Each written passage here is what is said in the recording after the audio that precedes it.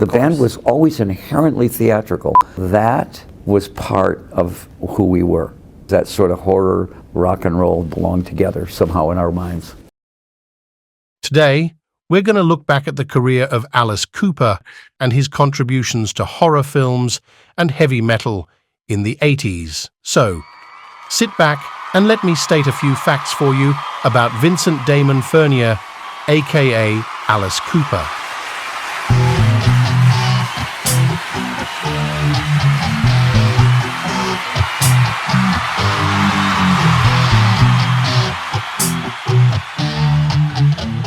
In the early 1980s, Alice Cooper was floundering as a shock rock musician, battling alcoholism and dealing with a troubled marriage.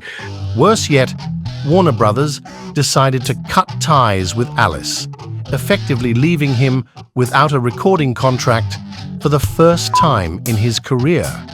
His final album, while under contract for Warner, was Dada.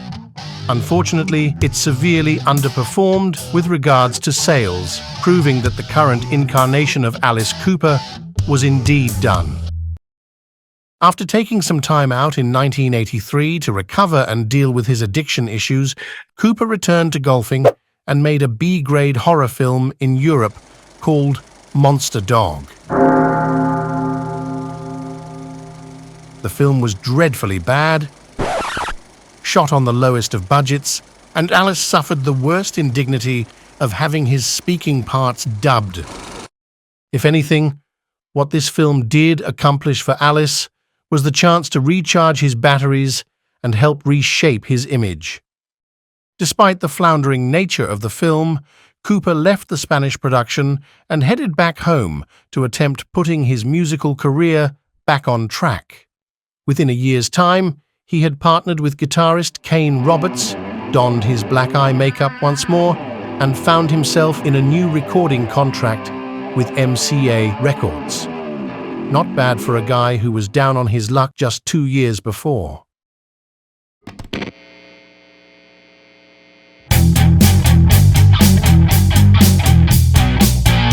And so, Mr. Cooper had miraculously risen from the ashes of his 70s persona and was about to enter a new phase of his career. He started it off by appearing as a guest vocalist on Twisted Sister's song Be Cruel to Your School, and a subsequent video was shot of some hilarious zombie-eating scenes, laughable by today's standards, that got banned on MTV. In the video, actor Bobcat Goldthwait plays a buffoonish schoolteacher who falls asleep in the lounge after his class ends and dreams of Alice Cooper and Dee Snider wandering around the school in full garb as a siege of zombies wander the halls in search of human flesh. The makeup effects were handled by FX visionary Tom Savini, who also had a small cameo in the video, and it got some major heat from the powers that be at MTV. Alice never did let this stop him from perfecting his new ghoulish persona. In fact, he released his first studio album for MCA Records in 1986 and simply called it Constrictor. The cover featured a close-up of Cooper's face with a boa constrictor wrapped around him as he exhibits a look of fear in the dark pits of those black makeup-stained eyes. The album featured Cooper's new hit song, He's Back, the Man Behind the Mask, which was the theme song for Friday the 13th Part 6, Jason Lives. The video for Jason Lives also gave Alice another cameo and thus allowed him to stretch his ghoulishness to new heights as he played a deranged psychiatrist. The other song from Constrictor to be featured in the movie was Teenage Frankenstein, and that number ultimately became a fan favorite. Constrictor was also key to Alice Cooper's return to the stage as he launched his Nightmare Returns tour and brought his twisted love for horrific antics to a new generation of fans.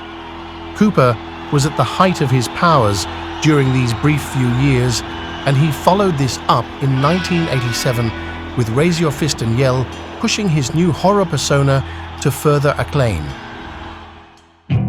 Raise Your Fist and Yell is probably the most metal of all of Cooper's musical outputs in the 80s, and it featured some strong guitar work from the likes of Kane Roberts and Kip Winger. The album exhibited a grittier feel from what we were previously used to from this shock rock musician, and songs like Time to Kill, Chop Chop Chop, and Gale revealed a much darker side to his persona.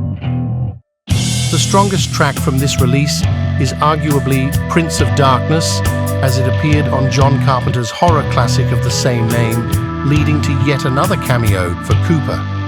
This time he played a menacing vagrant, billed as the street schizo in a non-speaking role, but came across so effectively in the few scenes he was in.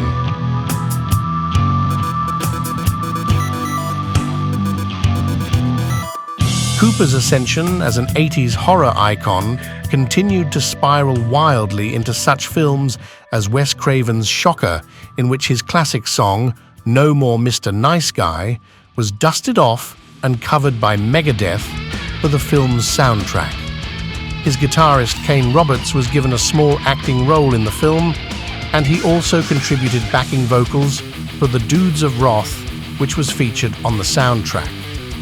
Capping this all off was an uncredited appearance as Freddy's abusive stepfather in a flashback sequence for Freddy's Dead, The Final Nightmare in 1991. Perhaps this role was the most appropriate for Alice, since Freddy was given some serious background information in several flashback sequences. If Freddy was to have a father to flesh out his mythology, then what better person was there for the part than Alice Cooper?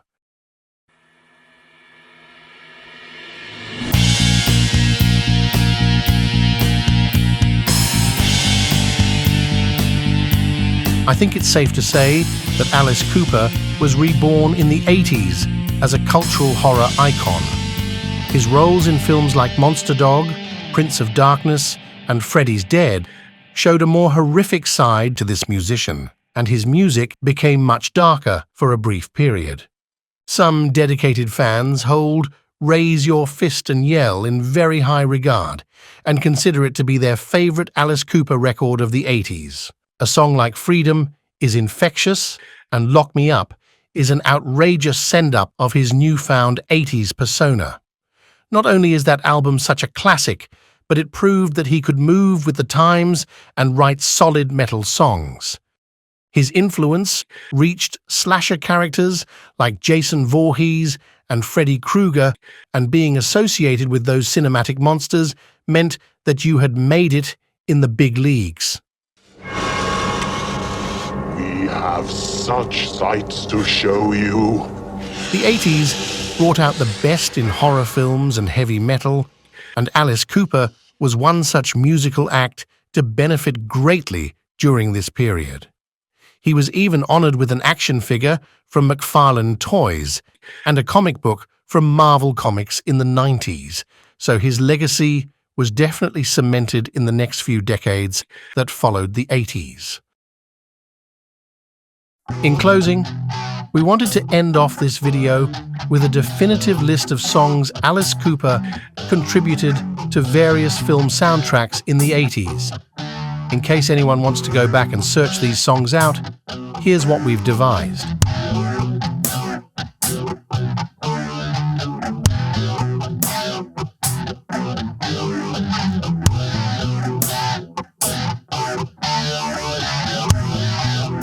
Thanks for watching. Like and subscribe. And until the next Horror Metal Flashback, sleep tight.